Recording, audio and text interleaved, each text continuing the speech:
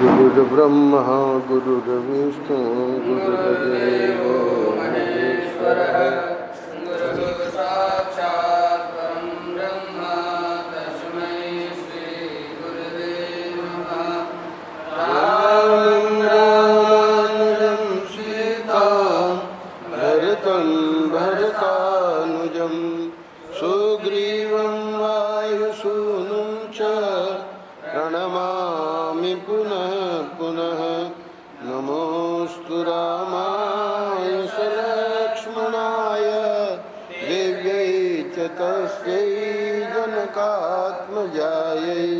नमोऽस्तु रुद्रेन्द्रयमानिलेभ्यो नमोऽस्तु चन्द्रार्कमरुद्गणेभ्यः।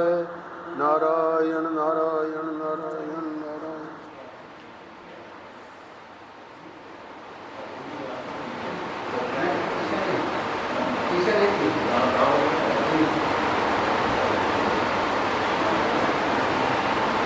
दो बोल आगे रखे तो पसंद ज़्यादा हो रहा था ना इसलिए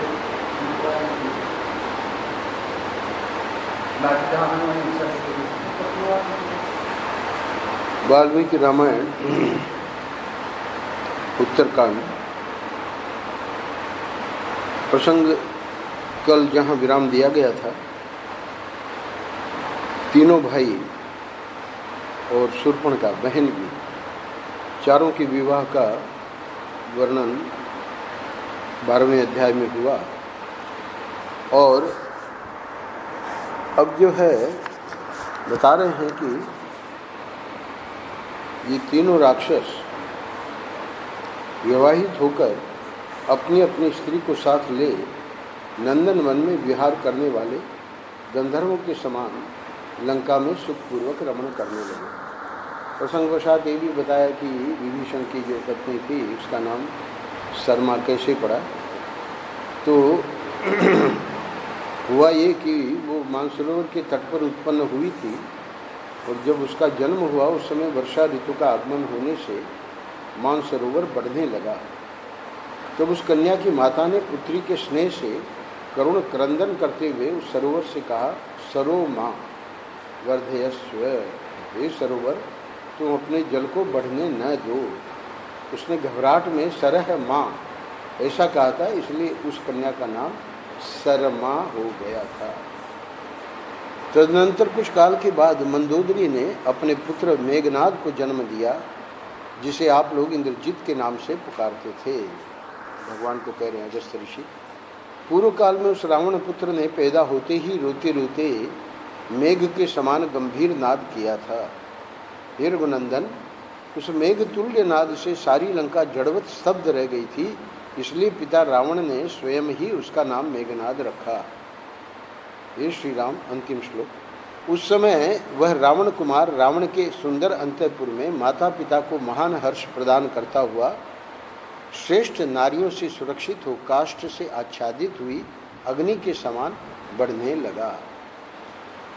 13वें अध्याय में वर्णन करते हैं अगस्त्य जी, हे रघुनंदन, तदनंतर कुछ काल बीतने पर लोकेश्वर ब्रह्मा जी की भेजी हुई निद्रा जम्भाई आदि के रूप में मूर्तिमती हो कुंभकर्ण के भीतर तीव्र वेग से प्रकट हुई। तो इसका अर्थ क्या हुआ कि अब वो कुंभकर्ण यानी चाह कर भी वो अपना जम्हाइयाँ आ रही है और निद्रा बुरी तरह से आ रही है। तब कुंभकर्ण ने पास ही बैठे हुए अपने भाई रावण से कहा कि हे राजन, मुझे नींद सता रही है, अतः मेरे लिए शयन करने के योग्य घर बनवा दें। अभी तो जहाँ भी है मैं सो जाता हूँ, और अब जो है वो ऐसा ही मिल गया है वर, तो इसलिए ऐसा कुछ कक्ष बना दो जिसमें। तो राक्षस राज विश्वकर्मा के समान सुयोग्य शिल्पियों को घर बनाने के लिए रावण ने आज्ञा दे दी। अब ये राजा है लंकापुरी का। उन शिल्पियों ने 2 योजन लंबा और 1 योजन चौड़ा चिकना घर बनाया। उसका भी यहाँ वर्णन किया है। उसमें नीलम की सीढ़ियाँ बनी थी, सब और घुंघरूदार झालरें लगाई गई थी। उसका सदर फाटक हाथी दांत का बना हुआ था और हीरे तथा स्फटिक मणि की वेदी एवं चबूतरे शोभा दे रहे थे। वह भवन सब प्रकार से सुखद एवं मनोहर था। मेरू की पुण्यमयी गुफा के समान सदा सर्वत्र सुख प्रदान करने वाला था। राक्षस राज रावण ने कुंभकर्ण के लिए ऐसा सुंदर एवं सुविधाजनक शयनागार बनवाया। महाबली कुंभकर्ण उस घर में जाकर निद्रा के वशीभूत हो कई हजार वर्षों तक सोता रहा। तो देवता ने कहा था ब्रह्मा जी को कि इसको आप ऐसा वर दीजिए ताकि ये तो बड़ा अभी से उत्पात कर रहा है, इतने ऋषियों को खा गया है। तो सरस्वती जी को बुला के, कल हम लोगों ने श्रवण किया, उसी के मुंह से यही निकला कि मैं सोता रहूं, जाग नहीं पाता था। जब कुंभकर्ण निद्रा से अभिभूत होकर सो गया तो अब विभीषण तो अपना धर्मात्मा थे ही, अब बचा कौन? रावण। तो रावण जो है इसी को कहते हैं तानाशाही। तो दशमुख रावण उच्छृंखल हो देवताओं, ऋषियों, यक्षों और गंधर्वों के समूहों को मारने तथा पीड़ा देने लगा। देवताओं के नंदन वन आदि जो विचित्र उद्यान थे उनमें जाकर ये अत्यंत कुपित हो उन सबको उजाड़ देता था।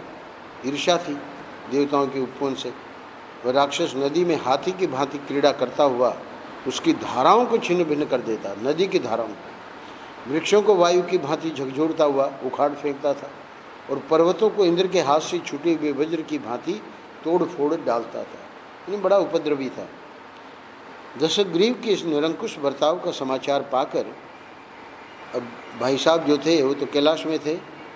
तो धन के स्वामी धर्मज्ञ कुबेर ने अपने कुल के अनुरूप आचार व्यवहार का विचार करके, आखिर में तो विश्रवा का पुत्र है ना, तो उत्तम भ्रातृ प्रेम का परिचय देने के लिए लंका में एक दूत भेजा तो शायद ये सुधर जाए। उनका उद्देश्य यह था कि मैं रावण को उसके हित की बात बताकर राह पर लाऊं। ये है कुबेर जी का दृष्टिकोण। तो वह दूत लंकापुरी में जाकर पहले विभीषण से मिला, दूत को सब समझा दिया क्या क्या कहना है। तो विभीषण ने धर्म के अनुसार उसका सत्कार किया और लंका में आने का कारण पूछा। दूत बुद्धिमान था तो सीधे उनके पास नहीं गया, रावण के पास, विभीषण के पास गया। फिर विभीषण ने उस दूत को ले जाकर राजसभा में बैठे हुए रावण से मिलाया। राजा रावण सभा में अपने तेज से उद्दीप्त हो रहा था। उसे देखकर दूत ने पहले तो जयकारा किया, महाराज की जय हो, और फिर वाणी द्वारा सत्कार किया, आप महान हैं आदि आदि। और फिर वह कुछ देर तक चुपचाप खड़ा रहा। अच्छा, अब दशग्रीव जो था उसके सिंहासन का वर्णन किया है। तो उससे वो तो वहाँ बैठा था अपने सिंहासन पे, तो दूत ने फिर चुप्पी कब तक लगाता? जब रावण कुछ नहीं बोला तो दूत ने कहा, हे वीर महाराज, आपके भाई धनाध्यक्ष कुबेर ने आपके पास जो संदेश भेजा है वह माता पिता दोनों के कुल तथा सदाचार के अनुरूप हैं। मैं उसे पूर्ण रूप से आपको बता रहा हूँ, सुनिए। हे दशग्रीव, तुमने अब तक जो कुछ कुकृत्य किया, अब ये संदेश है जो अगले कई श्लोकों में है। कुबेर ने क्या कहा? हे दशग्रीव, भाई को कह रहा है दूत के द्वारा, तुमने अब तक जो कुछ कुकृत्य किया है इतना ही बहुत है, अलम।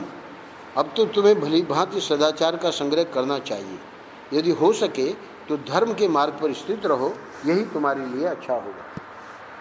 अच्छा, हमें रिपोर्ट जो मिली है, तुमने नंदनवन को उजाड़ दिया। अच्छा, तो आपको तो रिपोर्ट ही मिली है ना? बोले नहीं, ये मैंने अपनी आंखों देखा है और तुम्हारे द्वारा बहुत से ऋषियों का वध हुआ है, ये भी मेरे सुनने में आया है। तो हे राजन, इससे तंग आकर देवता तुमसे बदला लेना चाहते हैं। मैंने सुना है कि तुम्हारे विरुद्ध देवताओं का उद्योग आरंभ हो गया। अब ये तो डरने वाला था नहीं, क्योंकि इसको वर मिला हुआ है। तो दूत कुछ भी कहे या कुबेर कुछ भी संदेश भेजे पर फिर भी देखिए भाई का प्रेम। हे राक्षस राज, तुमने कई बार मेरा भी तिरस्कार किया है, तथापि यदि बालक अपराध कर दे, तिरस्कार क्या किया, उसको तो लंकापुरी से ही हटा दिया, तो भी अपने बंधु बांधवों को तो उसकी रक्षा ही करनी चाहिए। अब ये कुबेर पिता का काम कर रहा है, काम तो विश्रवा का है, और विश्रवा ने तो देख लिया। विश्रवा बुद्धिमान है, डांट फटकार लगाई जब कहा कि ये लंकापुरी खाली करनी पड़ेगी कुबेर को, तो वो डांट फटकारी पिता की नहीं सुनी, बल्कि जाके दूत भेज दिया, गृहस्थ को भेज दिया, खाली करवा ली। खाली करवा ली मतलब विश्रवा ने कहा कि बांट लो, हम भाई भाई हैं, कुछ नहीं। तो विश्रवा कुबेर ने विश्रवा से, पिता से सलाह लेके खाली कर दी। तो ये कह रहा है कुबेर, क्योंकि अब पिताजी तो कुछ कह नहीं रहे, पिताजी जो है समझ गए कि ये दुर्मति है, पर फिर भी किसी किसी के हृदय में रहता है, करुणा रहती है। तो ये कुबेर क्या करता है, कहता है कि मैं तुम्हें हितकारक सलाह दे रहा हूँ। भाई तुमको हितकारक सलाह देने की क्या ज़रूरत है? ये अपनी बात बता रहा है कि मेरे जीवन में क्या हुआ वो सुनो। मैं सोच संतोष आदि नियमों के पालन और इंद्रिय संयम पूर्वक रौद्र व्रत का आश्रय लेकर धर्म का अनुष्ठान करने के लिए हिमालय के एक शिखर पर गया था। ये घटना बता रहा है कि मेरे साथ क्या हुआ। वहाँ मुझे उमा सहित भगवान महादेव जी का दर्शन हुआ, यानी मेरा रौद्र व्रत जो था वो सफल हुआ। तो फिर उससे क्या हुआ? बोले कि हे महाराज, रावण को दूत कह रहा है, सुना रहा है, उस समय मैंने केवल यह जानने के लिए कि देखूं ये कौन है, देववश उस देवी पार्वती पर अपनी बाईं दृष्टि डाली थी। तो बता रहा है कि यद्यपि मैं धार्मिक हूँ और मेरे हृदय में कोई काम वासना नहीं थी, बस मेरी बाईं दृष्टि पड़ गई माता जी पे, तो निश्चय ही मैंने दूसरे किसी हेतु से विकार युक्त भावना से उनकी ओर नहीं देखा था। उस वेला में देवी रुद्राणी अनुपम रूप धारण करके वहाँ खड़ी थी। देवी के दिव्य प्रभाव से उस समय मेरी बाईं आंख जल गई। क्या बतावें, वो रावण को कह रहा है कि यानी धार्मिक व्यक्ति के साथ भी जब ऐसा हो सकता है तो तू तो अधर्म कर रहा है, तेरी तो बहुत ही दुर्गति होगी। बोले चलो एक आंख तो बची है तेरी। बोले बाईं आंख तो जली गई, और दाईं आंख में भी धूल से भरी हुई सी, वो भी पिंगल हो गई है, पिंगल वर्ण की, यानी वो भी अब नॉर्मल नहीं है। तो तदनंतर मैंने पर्वत के दूसरे विस्तृत तट पर जाकर 800 वर्षों तक मौन भाव से उस महान व्रत को धारण किया। उनको लगा कि कुछ न कुछ हमारी त्रुटि हुई है, तो फिर 800 वर्षों तक मौन व्रत धारण करके फिर उस रौद्र व्रत का ही अनुष्ठान किया। तब जाके वो जब नियम समाप्त हुआ तो भगवान महेश्वर देव ने मुझे दर्शन दिया और प्रसन्न मन से कहा, हे उत्तम व्रत का पालन करने वाले धर्मज्ञ धनेश्वर, मैं तुम्हारी इस तपस्या से बहुत संतुष्ट हूँ। एक तो मैंने इस व्रत का आचरण किया है और दूसरे तुमने, यानी रौद्र व्रत का ऐसा नहीं है कि सिर्फ भक्त लोग ही आचरण करते हैं। स्वयं भगवान रुद्र कह रहे हैं शिव जी की मैंने भी इसका आचरण किया है। तो हम 2 लोग हैं जिसने ये रौद्र व्रत किया है, तीसरा कोई ऐसा पुरुष नहीं है जो ऐसे कठोर व्रत का पालन कर सके। इस अत्यंत दुष्कर व्रत की पूर्व काल में मैंने ही प्रकट किया था, ये अनुष्ठान कैसे करना चाहिए, क्या करना चाहिए।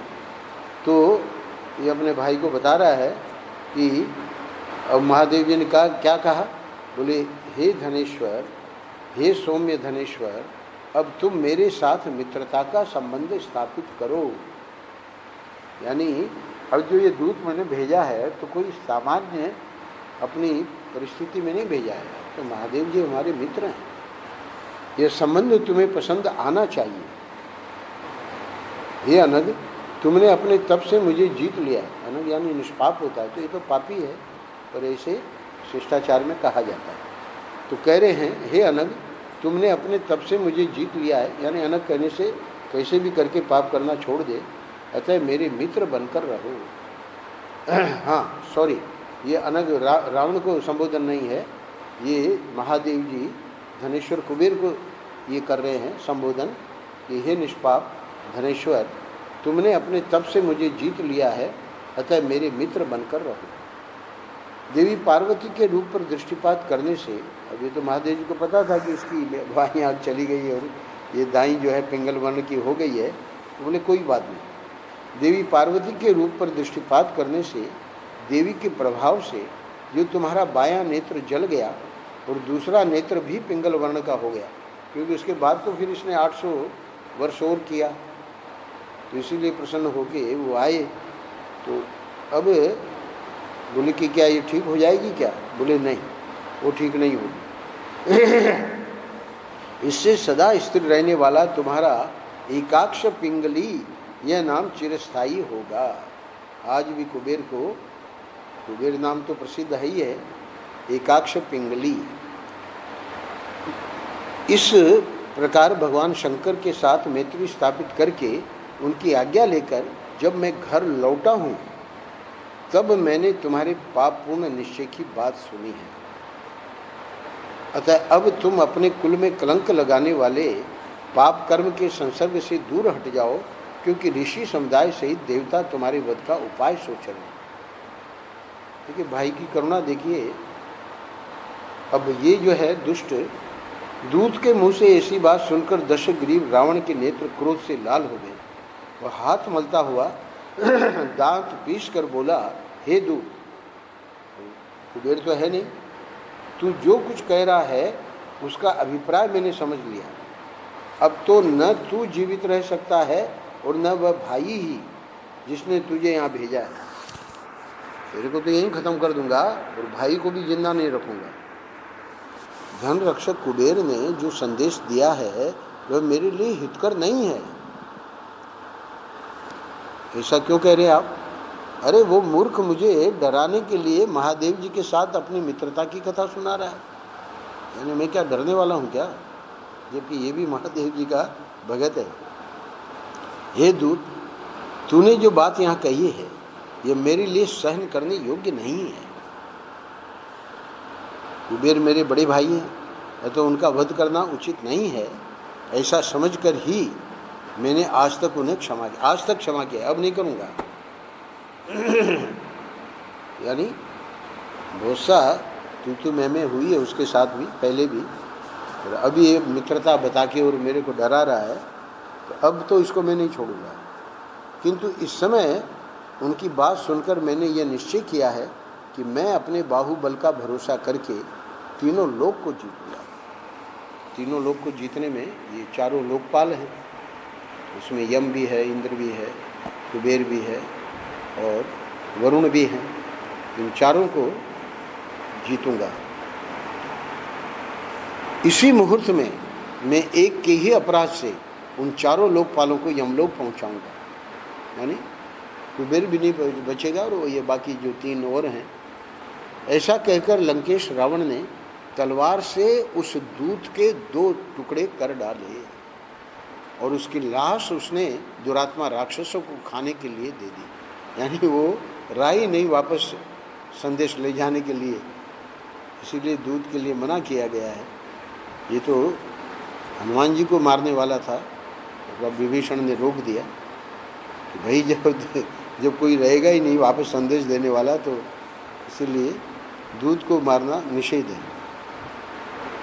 तत्पश्चात रावण स्वस्ति वाचन करके रथ पर चढ़ा और तीनों लोकों पर विजय पाने की इच्छा से उस स्थान पर गया जहाँ धनपति कुबेर रहते थे। तो सबसे पहले इन्हीं को समाप्त करेंगे और उसके बाद फिर इंद्र, वरुण और इनको देखेंगे। तो इस प्रकार से इसने अपनी योजना बनाई। अब करता क्या है, अगस्त जी ये कथा सुना रहे हैं। तो हे रघुनंदन, तदनंतर बल के अभिमान से सदा उन्मत्त रहने वाला रावण अपने 6 मंत्री हैं, 6 के नाम हैं महोदर, प्रहस्त, मारीच, शुक, सारण और धूम्राक्ष। तो ये हमेशा ही युद्ध की अभिलाषा रखते थे। तो इसलिए अब जब रावण ने अपना ये निश्चय सुनाया तो सब खुश हो गए और इसके साथ चल पड़े। सेना वगैरह बहुत से नगरों, नदियों, पर्वतों, वनों, उपवनों को लांघ कर वो 2 ही घड़ी में कैलाश पर्वत पर जा पहुंचा। यक्षों ने जब सुना कि दुरात्मा राक्षस राज रावण ने युद्ध के लिए उत्साहित होकर अपने मंत्रियों के साथ कैलाश पर्वत पर डेरा डाला है, वहाँ खबर पहुँच गई। तब वे उस राक्षस के सामने खड़े न हो सके। ये राजा का भाई है ऐसा जानकर यक्ष लोग उस स्थान पर गए जहाँ धन के स्वामी कुबेर विद्यमान थे। वहां जाकर उन्होंने उनके भाई का सारा अभिप्राय कह सुनाया। क्या कहा, भाई ये जो है इसका इरादा ठीक नहीं है, ये तो आपको मारने के लिए आया है, यानी युद्ध में जीतने के लिए आया है। तब कुबेर ने युद्ध के लिए यक्षों को आज्ञा दे दी।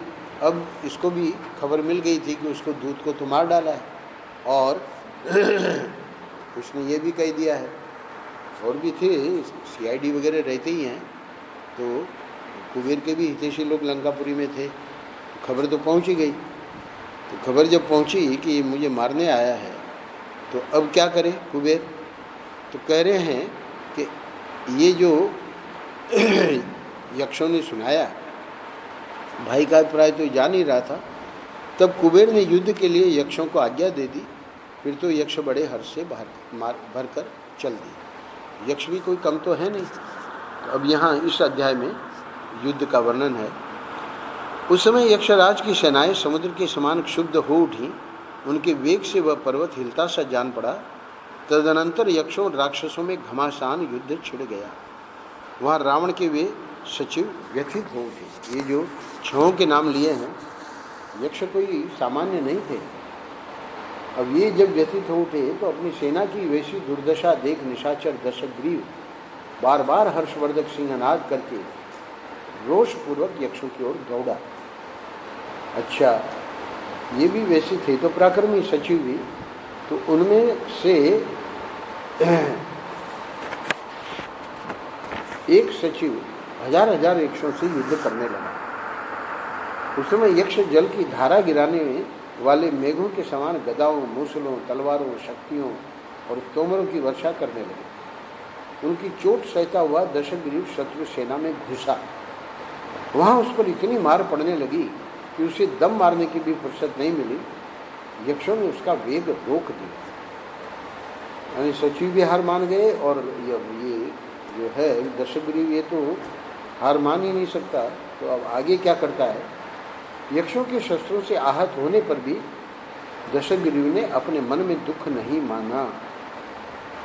ठीक उसी तरह जैसे मेघों द्वारा बरसाई हुई सैकड़ों जलधाराओं से अभिषिक्त होने पर भी पर्वत विचलित नहीं होता है, उस महाकाय निशाचर ने काल दंड के समान भयंकर गदा उठाकर यक्षों की सेना में प्रवेश किया और उन्हें यमलोक पहुंचाना आरंभ कर दिया। वायु से प्रज्वलित हुई अग्नि के समान रावण ने तिनकों के समान फैली हुई और सूखे ईंधन की भांति आकुल हुई यक्षों की सेना को जलाना आरंभ किया। जैसे हवा बादलों को उड़ा देती है, उसी तरह उन महोदर और शुक आदि महामंत्रियों ने वहाँ यक्षों का संहार कर डाला। अब तो क्या है कि रावण जब इतना भारी पड़ा तो फिर तो सचिव भी बहुत पराक्रमी तो थे ही। अब यक्ष लोग थोड़ी संख्या में बचे रहे। कितने ही यक्ष शस्त्रों से मतलब अंग भंग हो जाने के कारण सम्रांगण में धराशायी हो गए, और कितने ही रणभूमि में कुपित हो अपने तीखे दांतों से ओठ दबाए हुए थे। कोई थककर एक दूसरे से लिपट गए, उनके अस्त्र शस्त्र गिर गए। वे सम्रांगण में उसी तरह शिथिल होकर गिरे जैसे जल के वेग से नदी के किनारे टूट पड़ते। तो जैसे हमारे शर्मा जी कहते हैं कि भगवान राम को भी बहुत फुर्सत है, राज्याभिषेक हो गया है, और अगस्त्य ऋषि जी को भी ऐसा तो है नहीं कि कोई काम हो, तो मर कर स्वर्ग में जाते, जूझते और दौड़ते हुए यक्षों की तथा आकाश में खड़े होकर युद्ध देखने वाले ऋषि समूह की संख्या इतनी बढ़ गई थी कि आकाश में उन सब के लिए जगह नहीं अटती थी। महाबाहु धनाध्यक्ष ने उन यक्षों को भागते देख दूसरे महाबली यक्ष राजों को युद्ध के लिए भेजा। अब जो रिजर्व में थे, है ना, जैसे आपका पेट्रोल रिजर्व में होता है, तो रिजर्व वाली सेना को भेजा।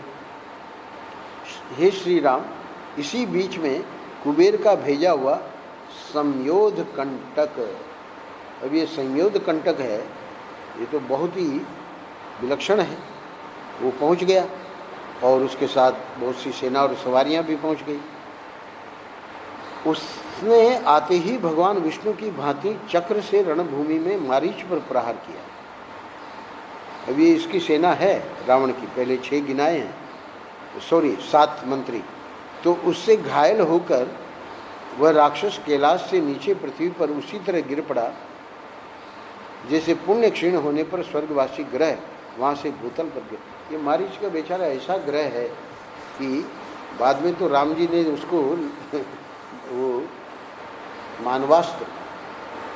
मानवास्त्र से मारीच को, हमारे बालकांड की कथा चल रही है आनंद वृंदावन में, तो मारीच और सुबाहु को मारा है, विश्वामित्र जी ले गए हैं राम और लक्ष्मण को। तो वहाँ भी मारीच जो है वो जाके लंका में गिरा, प्राण नहीं लिए भगवान ने, मानवास्त्र जो है वो बस उसको खदेड़ के 100 योजन दूर। और इधर भी देखिए बेचारा कैलाश से सीधे पृथ्वी पर गिर पड़ा। तो ये मारीच जो है इसके ग्रह अच्छे नहीं।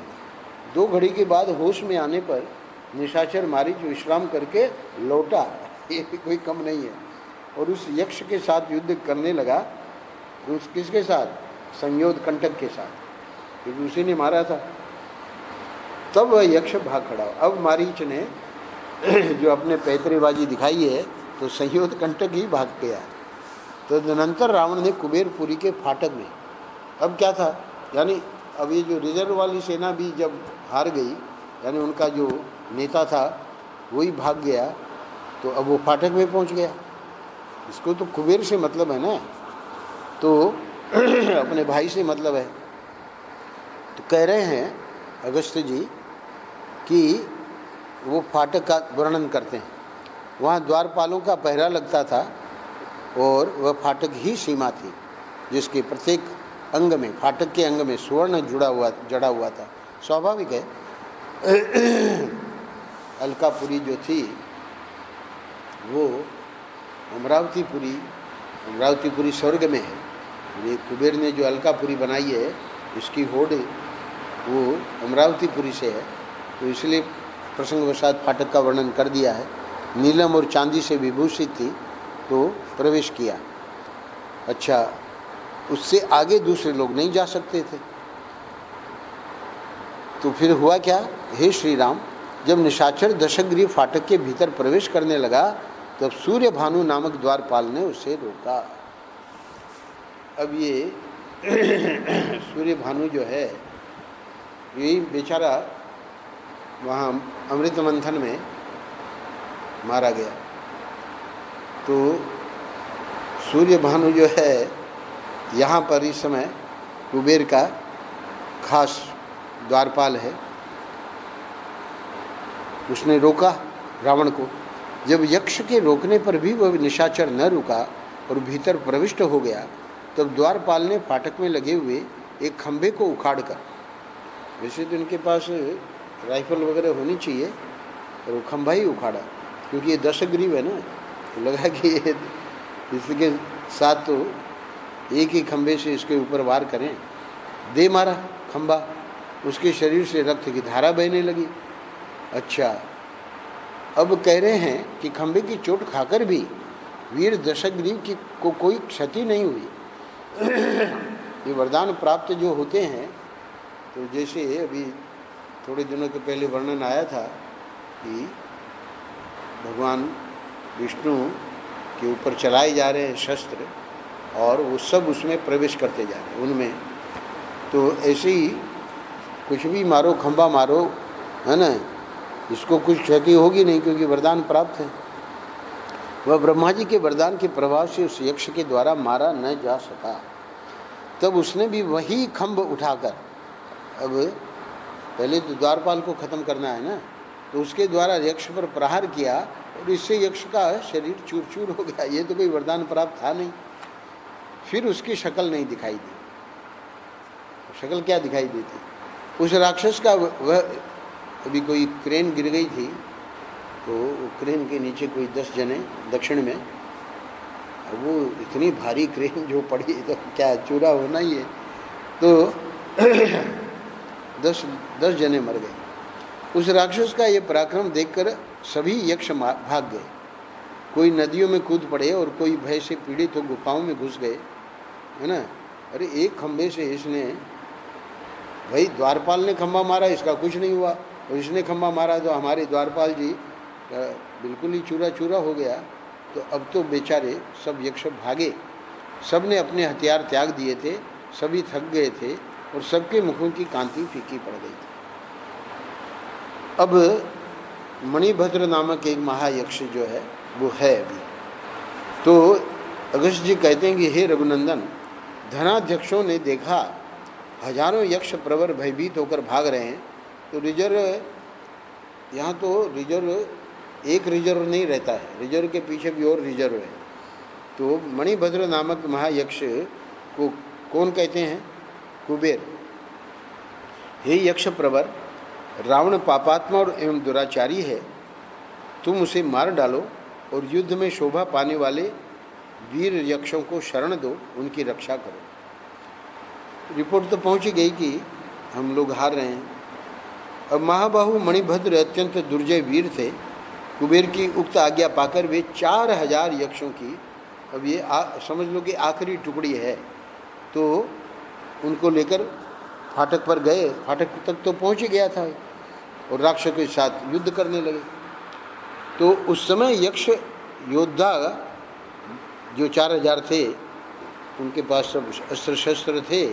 और इधर क्या हुआ, इधर जो है वो जो युद्ध हो रहा है, तो उसको देखने वाले देवता, गंधर्व, ब्रह्मवादी ऋषि ये बड़े आश्चर्य में पड़ गए कि आखिर में इसका परिणाम क्या होगा युद्ध का, क्योंकि ये तो कुबेर को मारना चाह रहा है ना।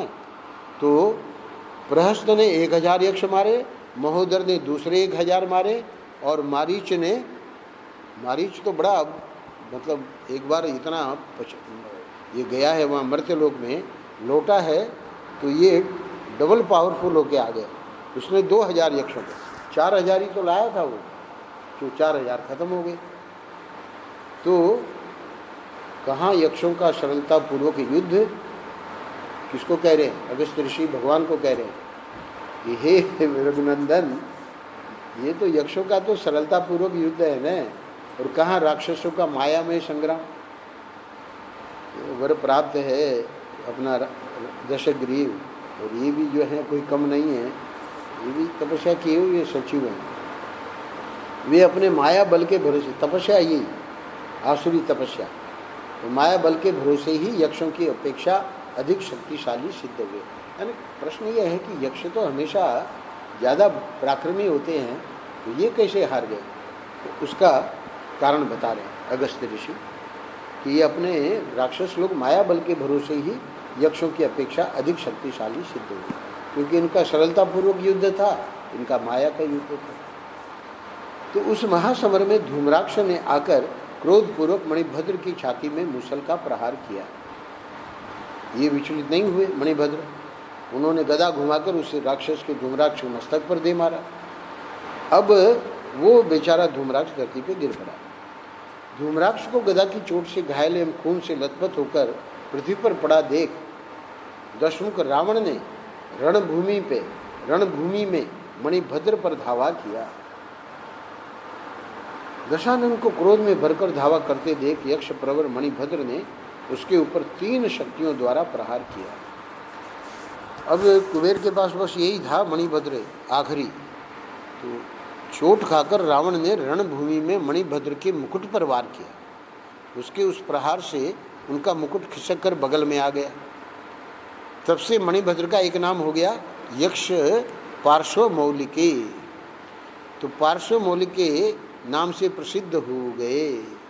महामना मणिभद्र यक्ष युद्ध से भाग चले, क्योंकि ये मुकुट का टेढ़ा हो जाना, बगल में खिसक जाना, अर्थ ही है मणिभद्र समझ गए कि मैं इसे पार नहीं पा पाऊंगा, तो युद्ध से भाग चले।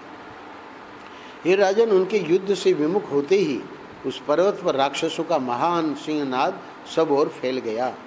इसी समय धन के स्वामी गदाधारी कुबेर दूर से आते दिखाई दिए। उनके साथ अब ये जो इनके जो थे खास मंत्री, शुक्र, प्रोष्ठपद नामक मंत्री और शंख और पद्म नामक धन के अधिष्ठाता देवता।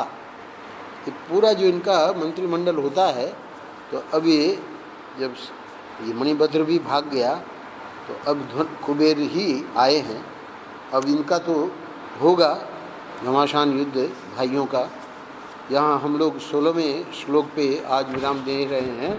ये अध्याय 15वां अध्याय 44 श्लोकों तक चलेगा, क्योंकि कोई साधारण युद्ध नहीं है।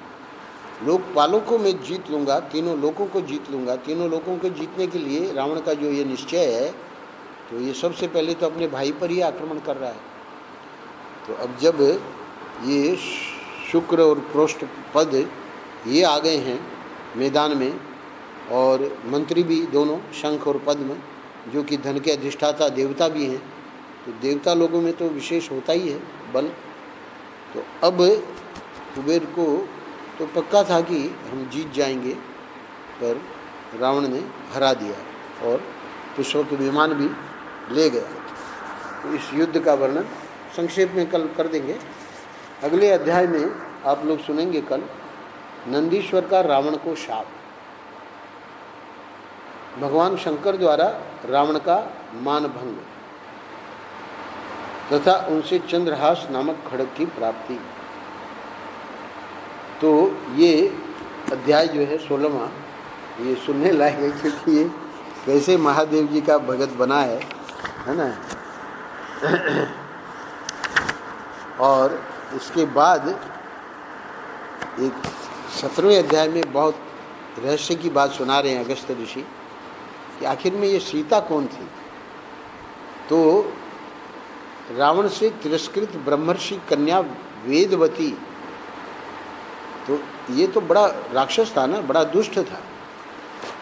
अब ये ब्रह्मर्षि कन्या का तिरस्कार किया, उसने जो शाप दिया है खुद तो अग्नि में प्रवेश कर गई, उसी का दूसरे जन्म में सीता के रूप में प्रादुर्भाव। ये क्रमशः कथाएं हम लोगों को सुनने को मिलेंगी उत्तरकांड में। नारायण नारायण नारायण नारायण।